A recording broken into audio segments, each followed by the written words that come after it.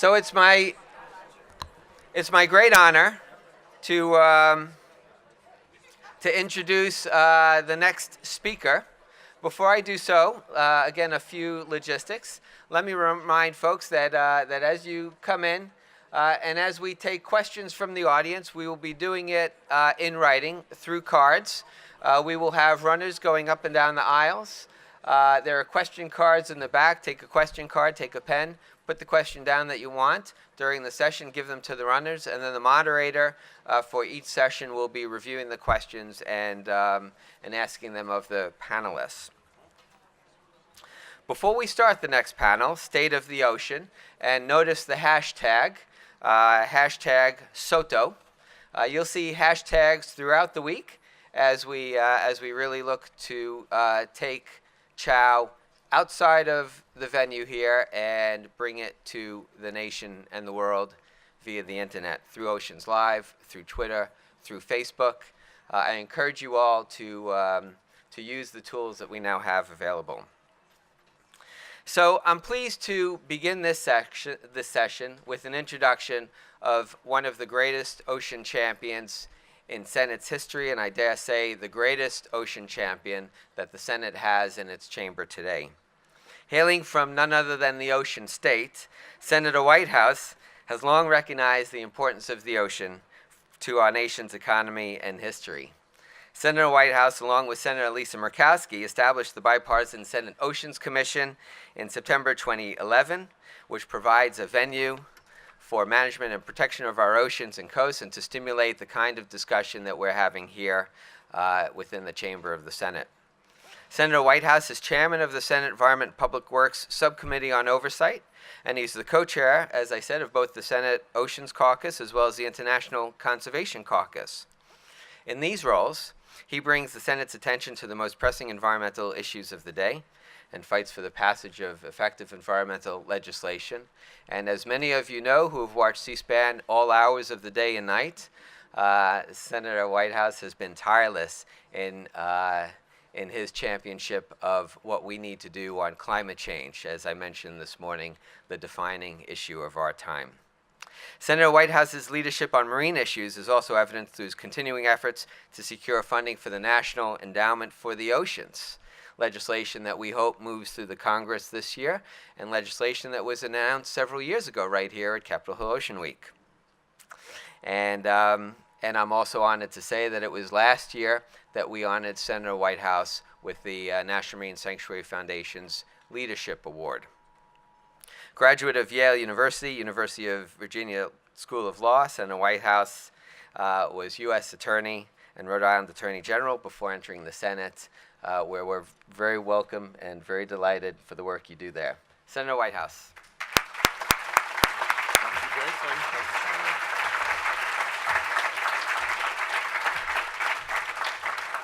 Thank you, Jason, and hello, CHOW. It is always wonderful, yes.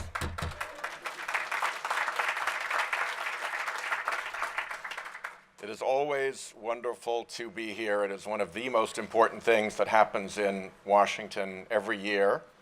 And I am delighted to be an oceans champion in the Senate. But to be fair, I have to tell you also that I have no choice. Partly because, as Jason said, I do represent the ocean state. But even more than that, I'm married to Sandra Whitehouse, who is a marine scientist and actually knows what she's talking about on these subjects. So your work really makes a difference. And I'd like to make a few quick points this morning before the panel comes on. The first is that if you know anything about the oceans, you know that they are sending alarm signals to us from virtually every corner. And not gentle, mild alarm signals, but screaming alarms for those who are not deaf to those very alarms. For those who are listening, it's really getting a little concerning. And it doesn't matter where you look. You can go to the cold polar seas and you see dramatic changes taking place. You see, particularly in the Arctic, the disappearance of ice sheets that were essential to the way in which animals lived and fed, essential to the whole environment of the far north.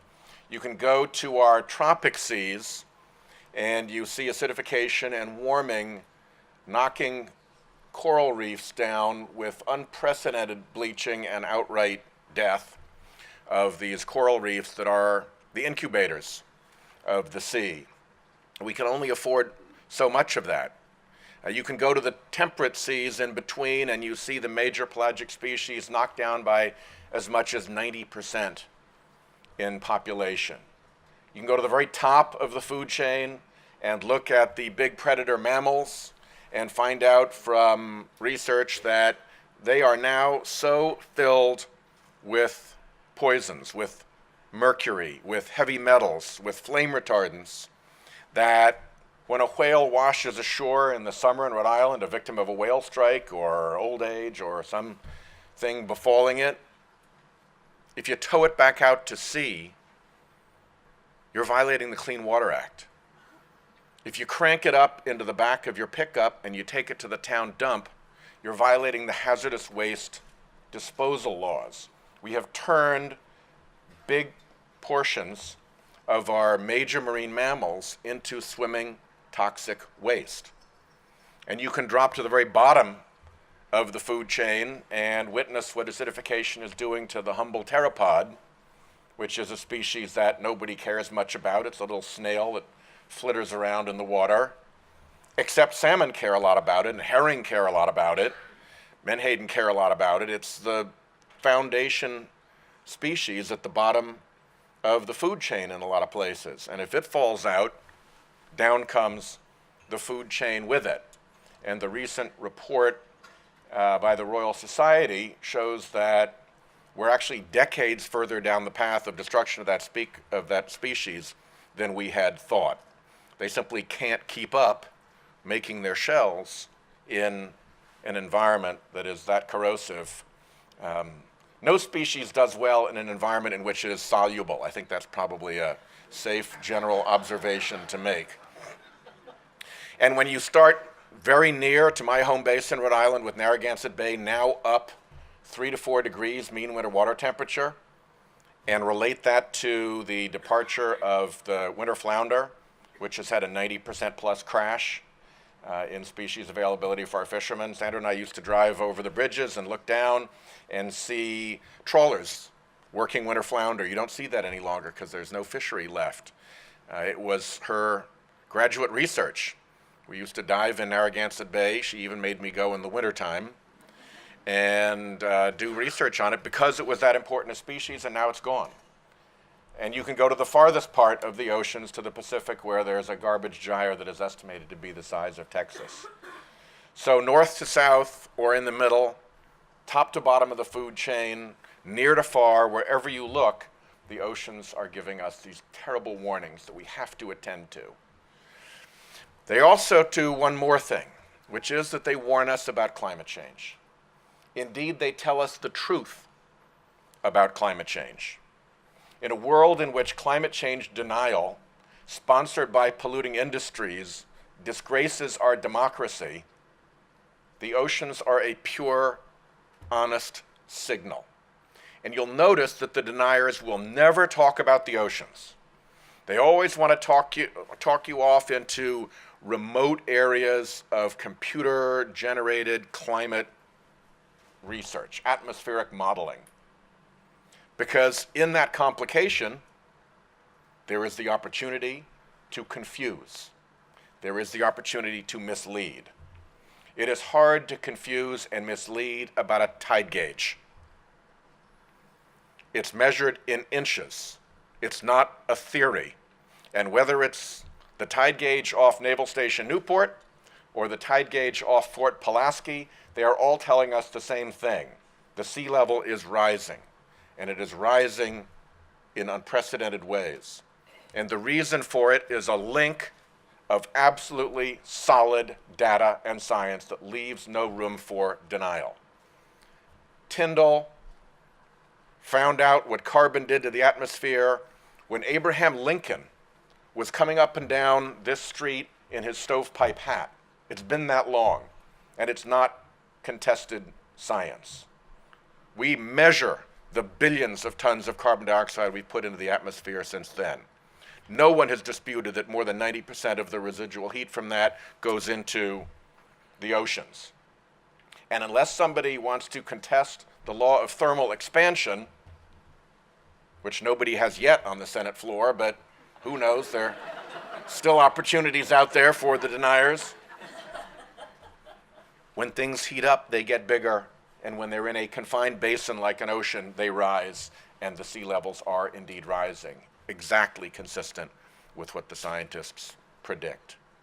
And so it's very important not only that we listen to the message of the seas, that we hear their alarm about their own condition, but that we trust them and use them as the witnesses, as the unimpeachable witnesses of what is really happening with climate change.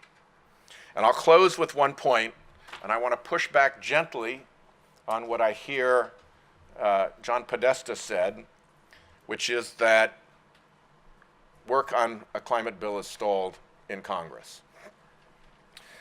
That's not quite accurate. It's a little bit more complicated than that. We had our all-nighter a little while ago. 32 senators showed up. Only one Republican came to the floor, Jim Inhofe, the man who thinks it's a hoax. And there was a little bit of a burble of noise after that, well, we weren't invited. And if we'd been invited, then more Republicans would have shown up, and there might have been a different point of view than just flat-out denial. So we said, okay, we'll take you up on that, and I sent out a letter to every single Republican senator inviting them to show up last night for a conversation about climate change and how to do something about it.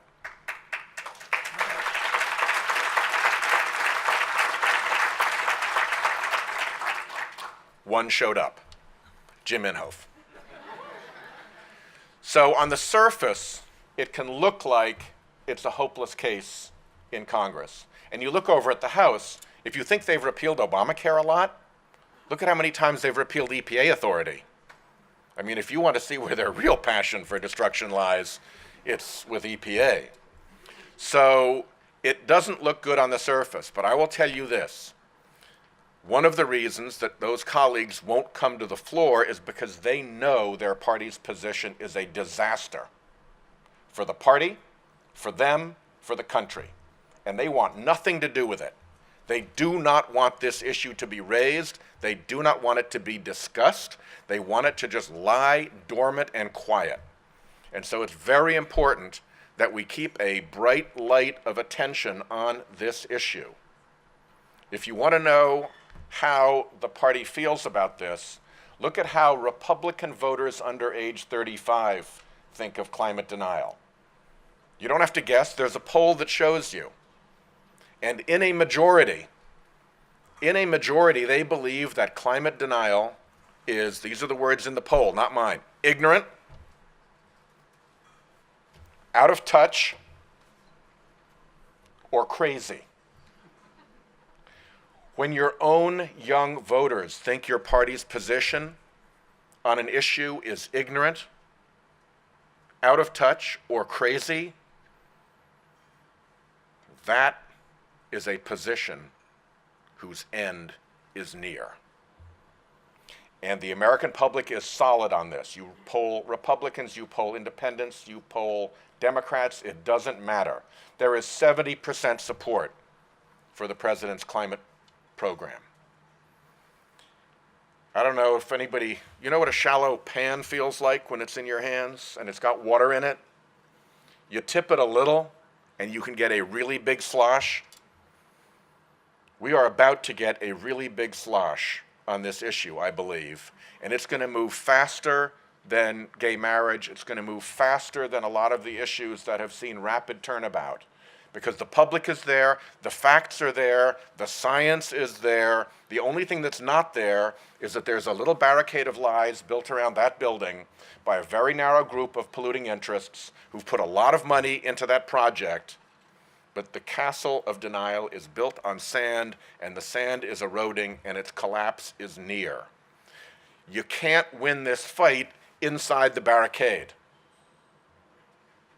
You've got to win this fight by raising the issue with the American public and letting that pan slosh a little bit more and wash away the barricade from the outside. And that's what I ask all of you to do. And that's what I've asked the White House to continue to do, and that's what I've asked my leadership on the Senate side and the leadership on the House side to continue to do. We are close to making this work, not because there's a magic key to getting Republicans to vote for it within the confine of that building and its barricade of lies, but because the American public is soon going to say, there is no way we're going to tolerate that kind of a position. So be of good faith and keep the work, because the oceans really are our home, and they are the safety for the planet.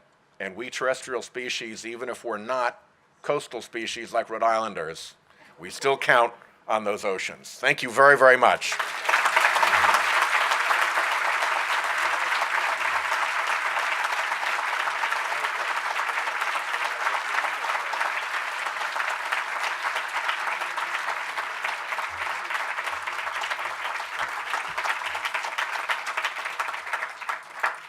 Thank you, Senator Whitehouse. As always, you have a home here at Capitol Hill Ocean Week.